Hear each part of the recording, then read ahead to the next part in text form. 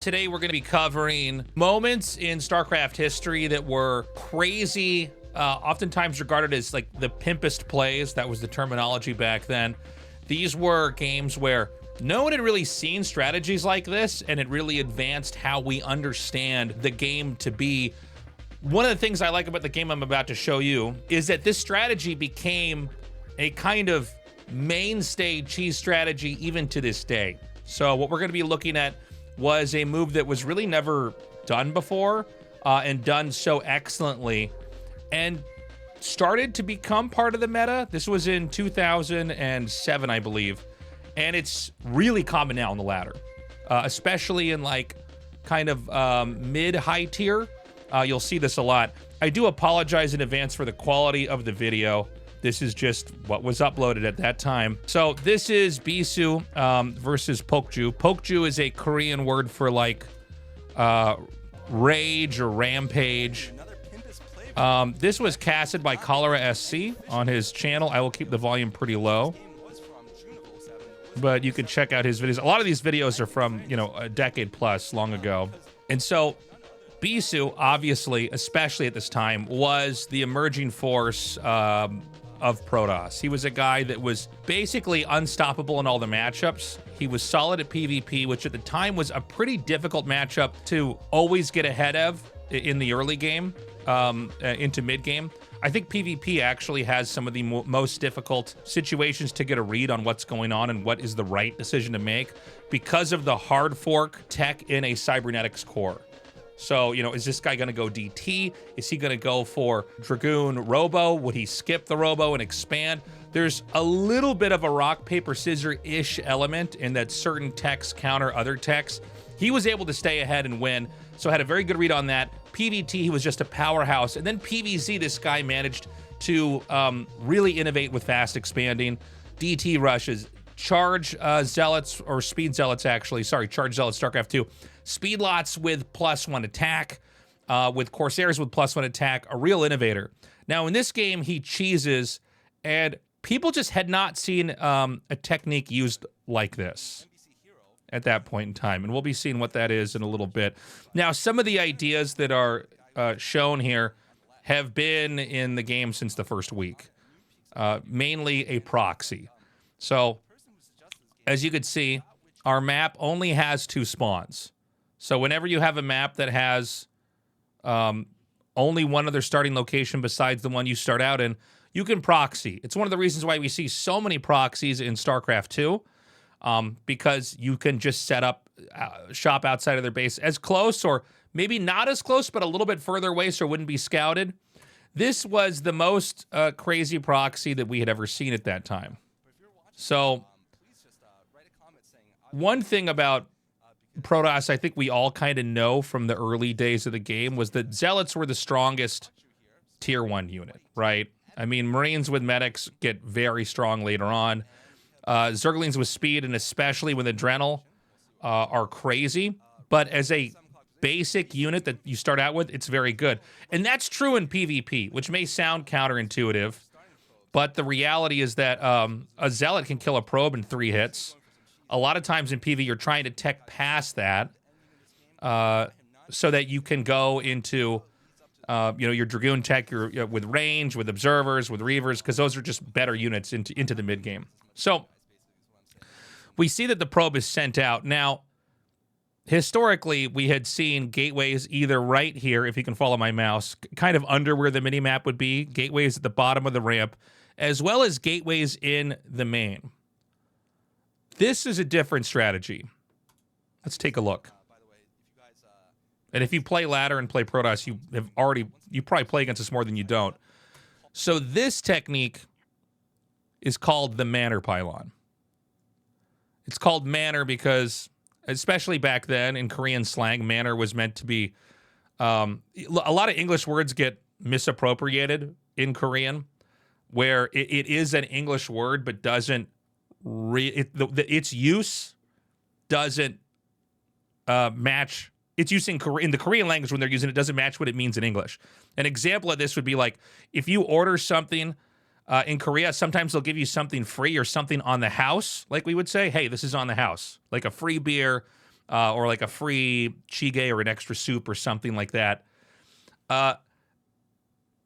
In Korea, they would say service. It's service. That doesn't really make sense in English. You wouldn't say it's a service, but that's what they mean. They took that word and used it. Manner is slang for being, in this case, disrespectful, right?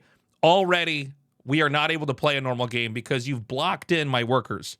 So what's happening here? This pylon, its little square shape, as far as building placement, actually locks not one, but two probes. These two up here, they can't get out now.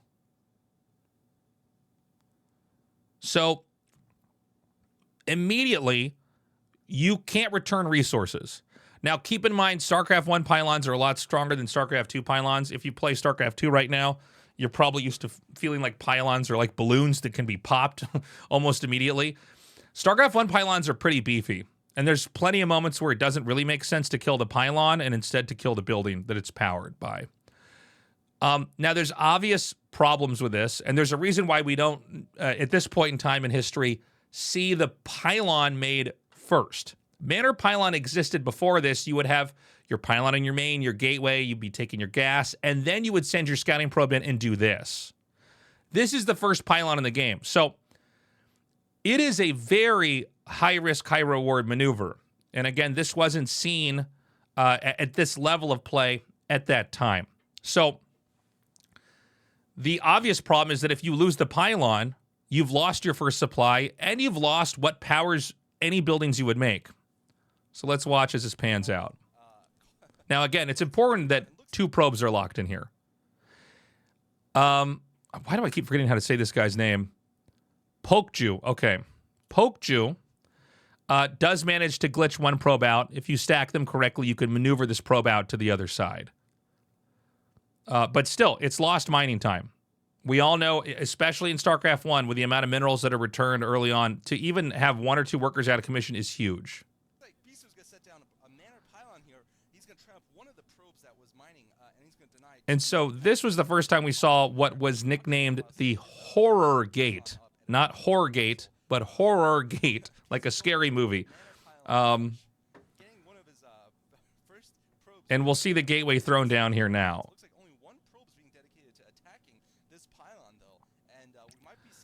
So, as you're going to see in a second here, you can actually fit a gateway behind the resources. Alternatively, you could have put the gateway here where my cursor is. Right behind Poku's mineral line. And you make not one but two gateways. And so, for a lot of people looking at this, they would say, well, this doesn't make any sense. Wouldn't the pylon get killed and unpowered? The crazy thing is, as the math actually works out, sorry, I'm going to look at this guy. Look at this moment here. The effort it takes to kill the pylon, plus the minerals that you can't mine from because they're stuck in the back. Keep in mind, if a probe goes all the way around to the outside and mines from the back mineral and then returns it all the way here, you've probably lost almost more than one round of getting a second mineral mined if you were to just not have anything blocking the path. So it's incredibly devastating. Now the second pylon comes into play. Now this map is kind of interesting because there's actually a pretty large vacant area behind the minerals. If you notice, most maps don't have this much space. The reason for them not having this much space isn't really because of this strategy. It's just that, you know, but anyways, it's a lot of room back here. Another pylon right behind him is two gateways, guys. So what's crazy about this, you can see the other players shaking their head. This already doesn't look good. Just off camera here, if you can follow my cursor, where we see this red pylon in the HUD here, this is a gateway underneath that. Only one gateway. So the pylon's killed. This frees up the minerals. But Bisu's gateways are finishing more quickly than his opponents. Now, you got to imagine how weird this is happening in real time. Now, the other part of the strategy is actually hinged on the fact that, okay, there it is. There's another pylon. As long as this probe is alive, by the way, the threat is insane. The best way to stop this strategy is to kill it in its crib. If you can kill the probe before it sets the manor pylon up, you're probably going to win the game. You're ahead of worker. Plus, that worker that they lost had to travel all the way across the map. They didn't get to mine in that whole time. But as long as it's here, it can set up another manor pylon. So now, see these probes going to the back? They're trying to mine from these resource locations. So you have to go all the way around and then into this wedge here to get to these minerals. So you're losing so much. And by the way, you can't just like tell them to only mine on one patch. The workers ping pong back and forth. At the mineral line position here, blocking off those mineral lines. So here comes the first zealot. Now, if you play a lot of StarCraft, you know 2 zealot hits along with a probe that gets 2 attacks and will kill a probe. So effectively, if you have them in combination working, you can 2-shot a worker. So you don't have a lot of workers at the start of a game. StarCraft 1, you start out with 4 workers. You're trying to accumulate as much as possible to develop into a game where you're healthy. So if you can kill a couple of workers and you have other workers that are long-distance mining around here, it's insane. So Bisu has the second zealot hitting over here. There's only 1 zealot out right now. Now, this really does come down to control. It's always worth emphasizing that, and you know, this is why RTS is interesting, is it's not just about this strategy, which I think a lot of people that play RTS games don't appreciate. They're like, I want to do my strategy. You have to control it right, too. So we get to have finesse and agility, dexterity at play here as well. So look at these probes that are not mining efficiently or being moved because of the threat of this zealot. The byproduct of this, of keeping these probes alive, is that Bisu's zealots come out faster than his opponents. Looks like only 1 zealot out for Poku, and looks like Bisu's got 2 here, and he's kind of trapped the 1 zealot of Poku. And so we have 1 zealot that can attack this zealot. The other one can try to fight. Now, Poku's doing a pretty good job of controlling. In fact, this zealot is glitched over here, and I think Bisu may end up losing it. So that's actually pretty remarkable control. But again, these probes are not mining. And once you can start to get the damage in there, by the way, 3 zealots will one-shot a probe as well. You get 3 zealots pretty fast. He's got his 3 zealots here. There's another zealot over here on the side. Keep in mind, at this point in time, Bisu, you cut probes. You cut probes at 11 with this build order. So you make 2 gates on 9, and then you make 2 more probes, and then you're done. Unless, you know, unless you can't quite kill them and you're not going to leave the game yourself. Already Bisu's ahead in workers. 1 zealot out. Looks like his other gateway was just barely coming up. A second one should be popping out for him. But this is over for him. And now you can see there's a moment where this just snowballs. You don't have enough workers to really glitch that many zealots. And in the matter of a couple seconds, this will snowball the game. Nobody was doing anything like this. The game had been out for a little bit under 10 years. And nobody was doing anything like this to this great effect at a high level. People were making gateways inside each other's bases and cheesing each other out, but it was not like this. It wasn't the combination of the manor pylon, the 2 gates, the backup pylon to power it, and look, on a map like this, you can make another manor pylon over here where my mouse is, another one over here.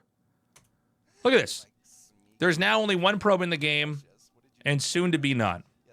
GG. Now, this was one of the big legendary games of the year, but what's crazy is this style, stayed. And it is so common now on ladder, and it's still really good. At the highest level, we don't really see it used that often because players are pretty good at just stopping the probe from getting in there and doing the manor pylon, which is what activates it. But if you're against a new player, it's so hard to deal with. It's a very unforgiving situation. This is a small studio, by the way. Did you see him? He like comes out. He's like playing in a box. It's like literally across from his teammates. I'm not sure where this studio is. This is long before I was in Korea. I was like early on in high school there. But you could see he wins that game. And again, you'll see this used all the time. This is probably the most hardcore rush in the game. I think the most common one would be the 4 pool, but that only works against builds like, you know, your opponent's going to go for a command center first, something like that. So it's still on to this day, but that's really, that's really where it all started. So a little bit of StarCraft history for you there. Hope you enjoyed that video. Please do like and subscribe. Let me know what you think about this kind of content in the comments section. And go to tastelessthreads.com. That's where you can find my merch. We've got RTS, esports, just general gaming nerd stuff there. I'm sure you'll find something that you like. And hope to see you in a future video. Bye-bye.